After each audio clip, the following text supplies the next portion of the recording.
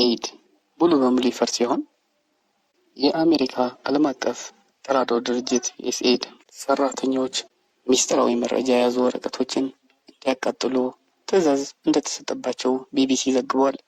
ትዕዛዙ ሰራተኞችን ግራ እንዳጋባ ተናግሯል። ድርጅቱ ሙሉ በሙሉ ሊፈርስ ይችላል የሚለውን ግምትም አጠናክሯል። የድርጅቱ ጊዜያዊ ጸሐፊ የሆኑት ኤሪካ ዋይካር ለሰራተኞቻቸው በላኳቸው ኢሜይል ከዋሽንግተን ቢሮ ሚስጥራዊ እና ግላዊ መረጃዎችን በማስወገዳቸው ምስጋና አቅርበዋል። ሰራተኞቹ አንድ ቀን ለሚወስድ የመረጃ ማጽዳት ስራ በቢሮ ደጃፍ አቅራቢያ እንዲገኙም ትዕዛዝ ማስተላለፋቸውን ኢሜይላቸው ያሳያል። የምትችሉትን ያክል ዶክመንት ቅደዱ፣ ቀጥሎ አቃጥሉ ይላል ጸሐፊው የላኩት መልእክት።